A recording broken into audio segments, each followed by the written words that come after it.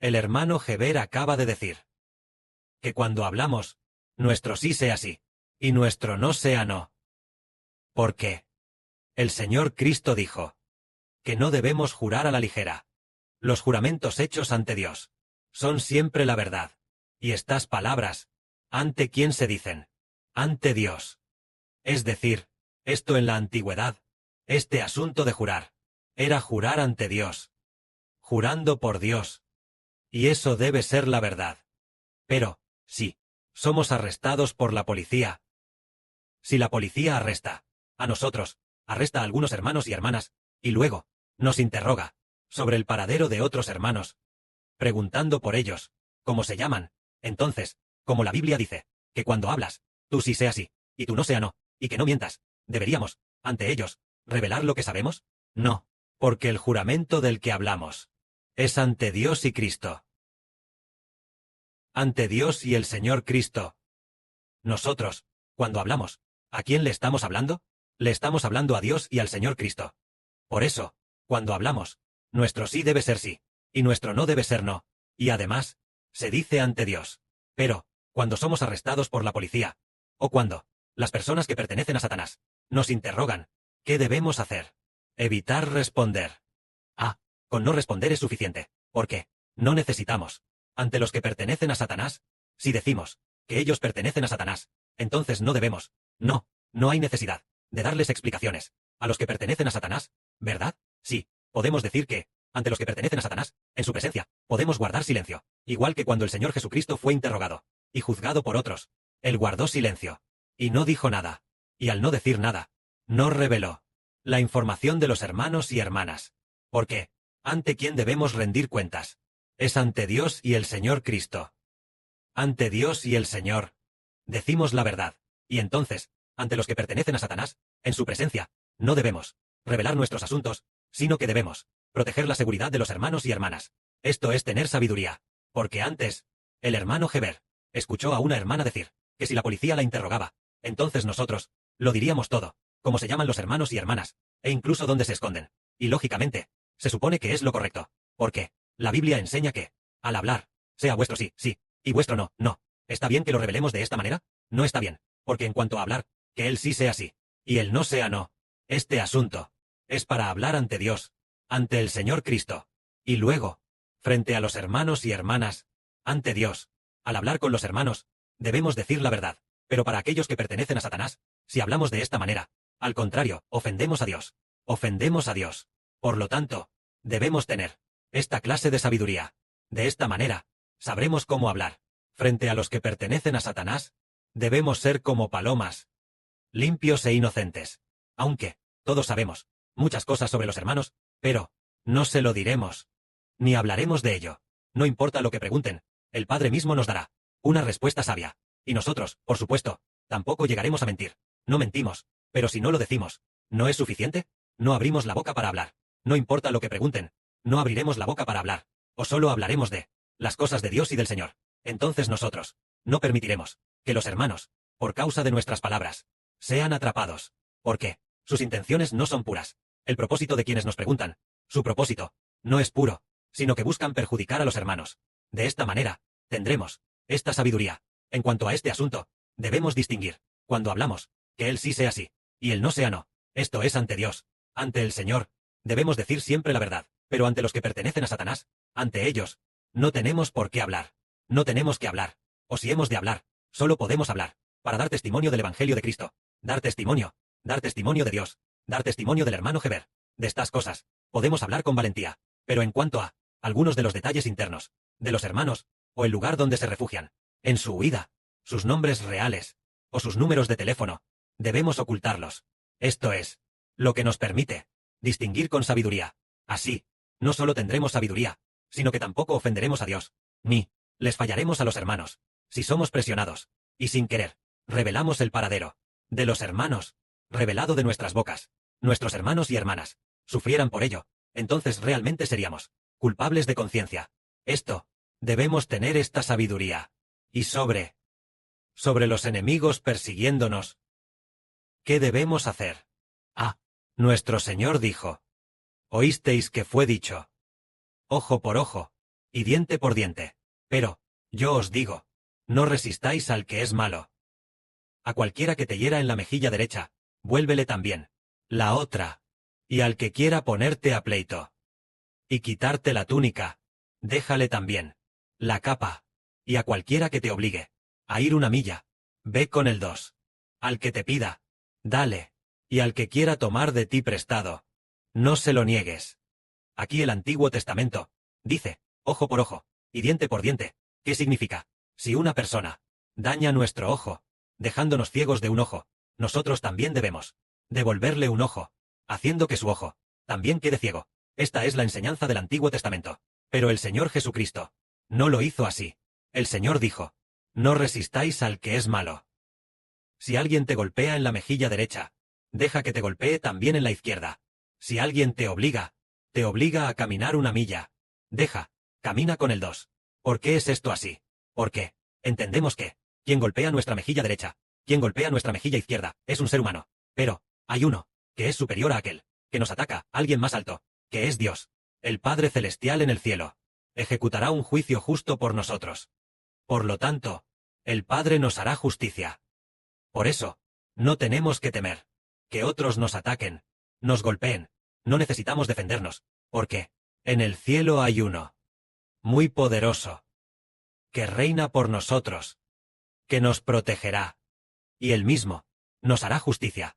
Esto es porque creemos en Dios, y sabemos que el Altísimo Padre Celestial, Jehová, Él es el juez, Él es quien hace justicia. Por lo tanto, no debemos resistir al malvado. Entonces, ¿por qué? El Padre, nuestro Padre, el Señor Jesús, nos dice que no resistamos al malvado. Tiene que ver con algo. El malvado hace el mal. Él hace el mal, hasta cierto punto, por el cual Dios destruirá al malvado. Sí, ya nos hemos hecho justicia a nosotros mismos. Entonces, el malvado ya ha recibido su correspondiente retribución. Entonces Dios ya no nos ayudará a vengarnos. Por ejemplo, pongamos un ejemplo. Por ejemplo, cuando Dios prometió dar la tierra de Canaán a Abraham y a su descendencia. Pero, ¿por qué el Padre Celestial no simplemente, en la vida de Abraham, mientras vivía, cuando aún estaba en el mundo, se la dio a Abraham, y también a Isaac y a Jacob?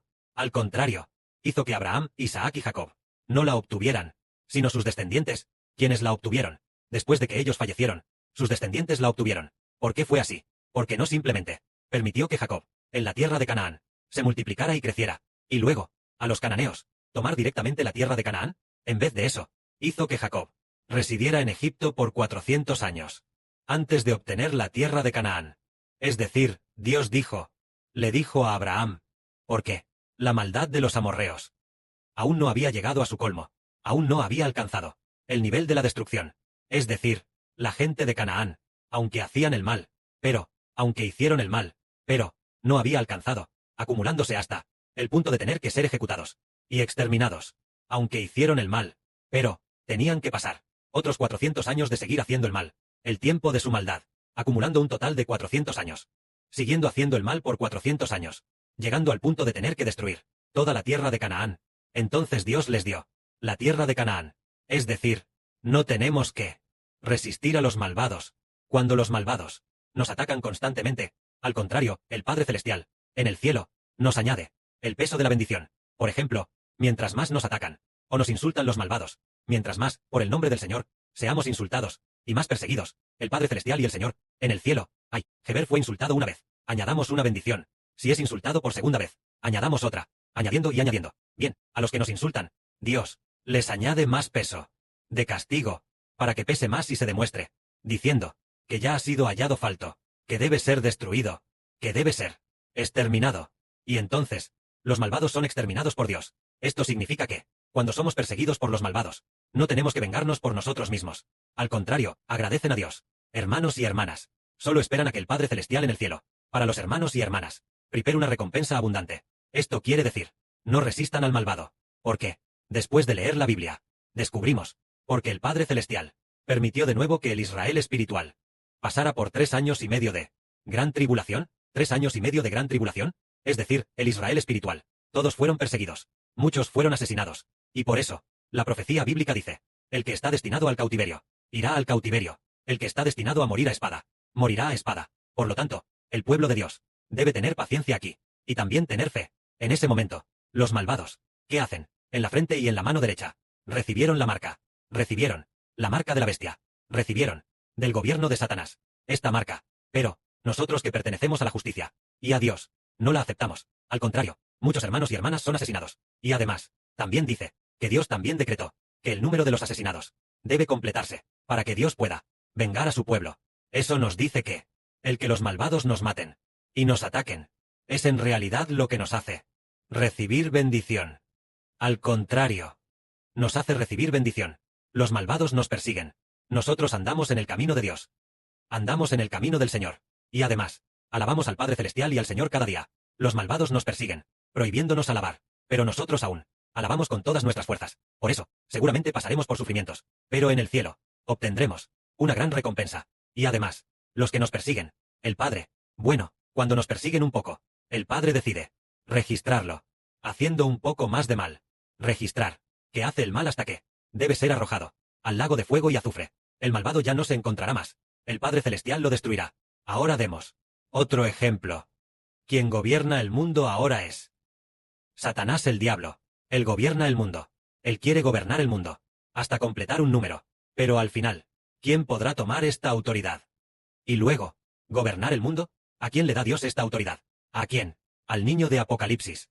Es decir, al hermano Sibo. Y a los hermanos y hermanas. Entonces, ¿acaso nosotros no? En este proceso, Satanás, la gente de Satanás, hace el mal continuamente, haciendo el mal, haciendo el mal, haciendo el mal hasta cierto punto, mientras que la gente de Dios practica la justicia, justicia, justicia, justicia hasta cierto punto. Entonces, Dios compara y dice: oh, hijos de los hermanos hebreos de Israel, los que pertenecen a Geber y los de Geber, los hijos espirituales, son justos, los que pertenecen a Satanás y los hijos de Satanás, son malvados. Entonces el Padre ama la justicia, y aborrece la maldad, y a todos los malvados los destruirá por completo en el lago de fuego y azufre. Así, nos permite obtener la vida eterna, y recibir la bendición eterna. Esto significa, no te resistas al que hace el mal, porque Dios mismo hará justicia.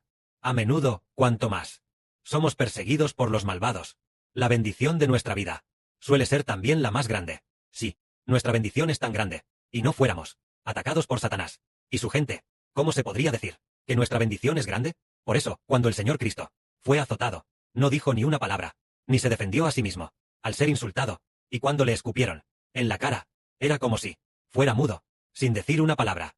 Por lo tanto, la profecía de la Biblia se cumplió. El Señor Jesús fue como un cordero llevado al matadero, y el Señor también fue como una oveja llevada ante sus trasquiladores, que permanece en silencio. Es decir, al ser perseguidos por los malvados, no necesitamos decir nada. Es por Dios. Solo debemos agradecer a Dios diciendo que por el Señor somos perseguidos, agradeciendo al Padre Celestial. Nosotros, muy pronto, llegará el momento de recibir una gran bendición. Cuando el Señor fue traicionado por Judas Iscariote, el Señor dijo de inmediato: ha llegado la hora de que el Hijo del Hombre sea glorificado. Es decir, la hora en que el Hijo del Hombre sea glorificado ha llegado. Al contrario, el Señor estaba muy agradecido con el Padre Celestial. Ese Judas Iscariote demostró claramente ser un ingrato, y además, traicionó a su propio Señor. Lo lógico habría sido que el Señor se defendiera a sí mismo. Debería haber dicho, debería haberse defendido, pero no se defendió, sino que, al contrario, dijo: ha llegado la hora de que el Hijo del Hombre sea glorificado. El Señor comprendió, y el Señor comenzó a ser glorificado de inmediato. Eso significa, si los malvados hacen el mal, dejemos que lo hagan, y si los malvados nos persiguen, dejemos que nos persigan. Nosotros solo debemos esforzarnos al máximo por practicar la justicia, porque, en el cielo, hay un Dios justo y recto, sentado en el gran trono blanco. Él, conforme a todo lo de cada uno, cuando llegue el momento, o bien dará una recompensa, o bien dará una retribución, porque Dios no hace acepción de personas. Que la gloria sea para el Padre y el Señor. Amén.